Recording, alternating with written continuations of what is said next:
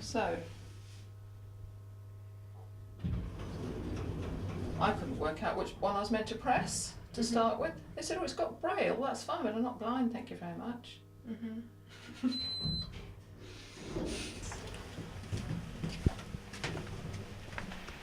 So this is Toby. Toby tells me where I live because I don't remember otherwise. All the doors have different colours, but that doesn't help me. I've been in wrong people's flats on many occasions. Dr. Jennifer Butte was diagnosed with Alzheimer's disease in her 50s. Today, things that used to be so simple and obvious present a real challenge. So this ribbon on the oven is to remind me that when I cook something, I need to pick up this timer, which has a very loud ring, to wear around my neck, so that when I go out of the kitchen and it rings, I know I must come back into the kitchen to find out why it's gone off. Because if I don't do that, I will forget. Our codes, I put my iPad in front of them and they can remind me the order in which to do something. Being a medical student, Jennifer trained nurses in Africa, worked as a head of a mission hospital, and then went into general practice. She ended up as an executive partner in charge of the biggest practice in Southampton. But soon, things began to unravel. You know, when I couldn't find my way, you know, to the branch surgery, and I couldn't remember anything, and I didn't know who my colleagues were, and I didn't recognise them. And when I was chairing a case conference, you know, with social workers and police and parents and other colleagues, and you know, I said, you know, welcome everybody, lovely to see you. Now, can you introduce yourself? Because I don't know who you are, I've never met you before. And he said, Jenny, we've known each other for 20 years. So I said, no, well, you know, please, will you know, introduce yourself, because I definitely don't know who you are. Well, we set up this conference, and, you know, by the time I'd gone round the room and made a complete fool of myself, I resigned from being a doctor. Dementia is a global epidemic. It's indiscriminate, goes against gender, ethnic or social background, doubles in size every 20 years, and has no cure. Over the past 15 years, there have only been 3 medicines that have come to the market. And those medicines primarily are just to slow the disease down a little bit in the early stages of the disease, but it doesn't in any way seriously modify the disease. In essence, if you get a diagnosis of dementia, it means that the best thing that can be done is to really develop good care pathways. Today, Jennifer lives in Sanford, in a retirement village for people with Alzheimer's and other disabilities. She believes if you can't cure somebody, it doesn't mean you can't help. That's why Dr. Butte started a Japanese memory group for people with dementia, inspired by a successful experience of a Japanese scientist, Professor Kiroshima. We'd start off with normally singing a familiar song, you know, from the past. You know, it might be, oh dear, what can the matter be, or something like that, or London Bridge is falling down, and they all love it. But singing and music wake up parts of the brain.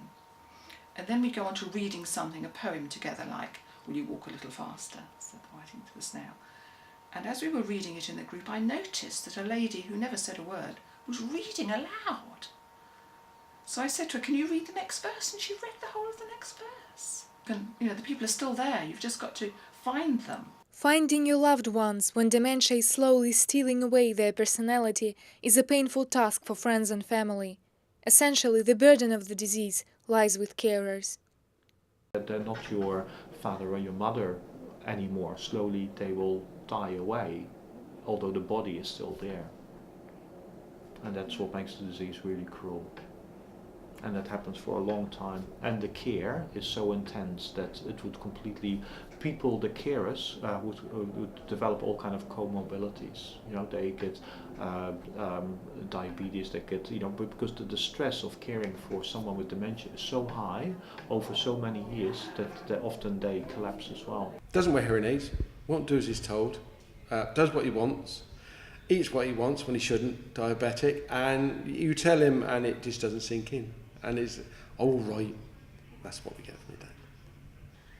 Like Jenny's fortunate she's got care and family. Some don't see their family very often. Jennifer came here with her husband, but sadly he passed away, and then Jennifer stayed here with us. With the support of her loving family and constant care in the retirement village, Jennifer feels safe and happy. Everything here is familiar and convenient, but the outside world is not that dementia-friendly, to say the least. I used to end up in tears in the bank because, if I took in money, cash, and they'd say, we haven't filled in the form. So I'd say, well, I can't add it up. Shopping centres are like UFOs. I can't cope with them. They're just horrendous because, for example, in the old days, you went to John Lewis, there'd be a list of the floors and all the departments.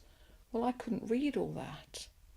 You need pictures as well as words, sometimes footprints on the floor.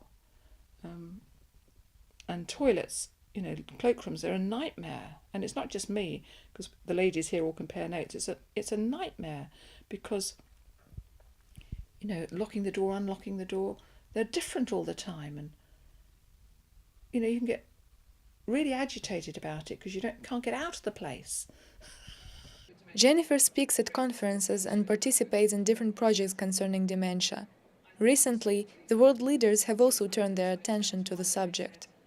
In December last year, we had all of the health ministers of the G8 countries come together to discuss dementia, which was an extraordinary meeting because that's the first time that ever happened, but it enabled a lot of attention to finally be focused on dementia. And we've set ourselves a target that we want a cure or a modifying disease by 2025.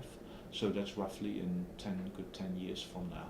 Who knows what future may bring, but Dr. Jennifer Butte is not afraid of it. It's rubbish that because you're a damaged person, whether it's with multiple sclerosis or a stroke or whatever, that you're past it, you're not worth anything. You're more beautiful, and this is the Japanese idea that you repair it with gold, and I believe it's God's grace and mercy that gets poured into your life. She believes life is a wonderful gift and no kind of disability can ever change this fact.